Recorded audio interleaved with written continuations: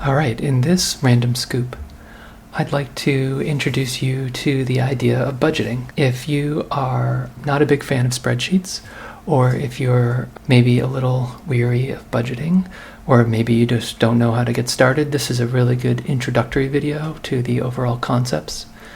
So what is a budget? It's just an estimate of your income and your expenditures for a set period of time. The income is the money that you get from your paychecks or from whatever income streams you have. This is after taxes, it's after you pay out insurance, it's after you pay out your 401k. This is your money that you have available to you to spend. Expenditures are money that you spend. Not a big surprise there. But it includes bills you don't pay, purchases using a credit card, loan interest, and bank fees. It's everything. So if you are racking up, bounce check fees or late payment fees, that is something that you're spending. So keep that in mind as you're going. So a budget can be for any period of time. If you want to come up with a yearly budget or a quarterly budget, that can make sense. But here we're going to be doing a monthly budget. So why should you budget? First, you want to understand your income needs. And also, you want to make good spending decisions. Sometimes people who do budgets spend a lot of time talking about the second bullet point, making good spending decisions. But also, you want to think about this in terms of your income needs. So what you want to do is take a piece of paper, like an 8.5 by 11 piece of paper, and divide it into thirds like you're sending a letter. So to do that, just fold it over so that you are basically making a square, and then fold it over again so that you now have it in thirds, and then that will give you 3 panels, and then fold it in half the long way, and then you'll have 6 panels. You can do this any way you want, but this is just how I'm going to suggest we do it today. So in the first quadrant, throw the word income, and what you want to put in here is your monthly income. And if you get paid every 2 weeks, that can be just a little bit tricky to calculate. So let's say that you look at your actual paycheck. Don't trust, they said they'd be paying me $30,000 a year, so I'm just going to divide that by 12. Take your actual paycheck after all of the taxes and whatever else is taken out, and multiply that by 26, because assuming that you get paid every 2 weeks. So once you have that, you have your real sort of take-home income. And then you divide that by 12, and that is how much that you make a month after everything is taken out. So once you are done with that is your income, and everything else in the rest of the sheet needs to be less than or equal to that.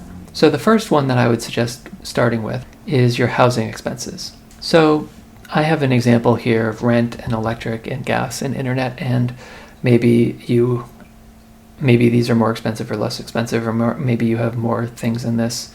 But these are just some examples. So itemize those together and then sum those up and throw them in the upper right-hand corner.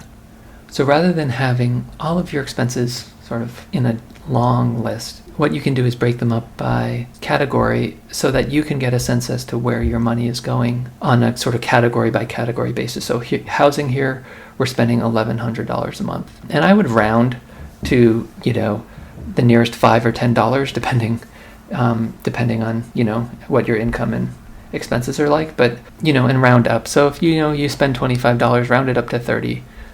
Because some months you'll spend 35 and some months you'll spend 25 realistically. So that's my suggestion. Just round everything up a little bit. And the next category would be maybe food and entertainment. This is up to you. Maybe there's enough. What categories are is really based on how many line items you have. So if you go out to restaurants and that's the only thing you do, you don't need a whole gigantic square for just like the fact that you go to restaurants. But here in this example, you have groceries and work lunches, for example, and restaurants, and I'm through in movies here. And so then you total those up and you get a number. Another category might be transportation. This is where it's really helpful that you kind of forget about certain things, like maybe you spend like $1,200 a year in car maintenance, and so you might want to put aside $100 a month for car maintenance, and maybe you'll use it on an oil change on any given month, or maybe you'll just have to keep that around the next time something goes wrong with your engine. So then also you can start keeping track of things like, gee, how much am I spending on gas and tolls and Lyft and whatnot. So then total that up and you'll get a good sense for that category. In this example, I'm just assuming that the person has a lot of healthcare costs. Maybe that might be family costs, or maybe that might be some other category, but for this person, maybe they have $600 of healthcare costs and doctor visits per year, and so they're going to put $50 aside per month, and they spend $40 on prescription copays, and maybe $20 a month on over-the-counter medications like Advil and whatnot. And so that totals to $110. And I would always leave the last quadrant for other. So this is a good place to put all of the other random stuff that don't really fall into other categories. And so when you're done, sum up all of those categories together. And here you can see, actually just by chance, it came out to be exactly the same amount. However, if you look closely, this person doesn't have a cell phone. This is not like a real working example. You might be surprised when you do this, and so I would be careful about just getting freaked out and throwing up your hands after you do this, because sometimes you've been sort of ignoring the fact that there are surprise payments, regular bills that you haven't been paying off completely. When you complete this, you should have a better sense as to what's going on. So let's return to why we're budgeting. It's because we want to understand our income needs and make good spending decisions, going forwards at least. So how can you use your knowledge? Next time you go to take a new job, having this budget can really help you make an informed decision as to whether or not this job will actually pay the bills. You can use this information to make good future financial decisions. So for example, maybe you're trying to decide where you're going to live versus where you're going to work, and how much is it going to cost for your rent versus how much is it going to cost for your gas and parking and tolls. And by doing this, you can decide whether or not, if you live farther away, maybe you'll spend a little bit more on gas and tolls, but maybe you'll spend a lot less on rent, or maybe not. When you're going to take a loan, can you really afford that loan? Also, paying off credit cards. So let's say that you're making a decision, I'm going to pay off credit cards, but you get really aggressive about that, and then you end up having to pay for, let's say, auto repairs off of that credit card, so you're not really making any progress. Using this sort of budget will help you pay off the credit cards on the right sort of cadence. So what other resources are available?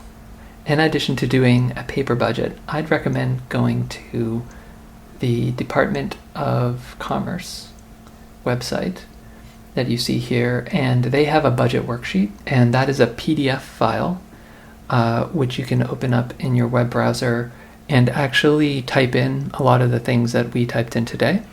I'm not a big fan of actually using that to create your budget because it doesn't really sum up things in categories, and you might have to do some calculations on the side anyway.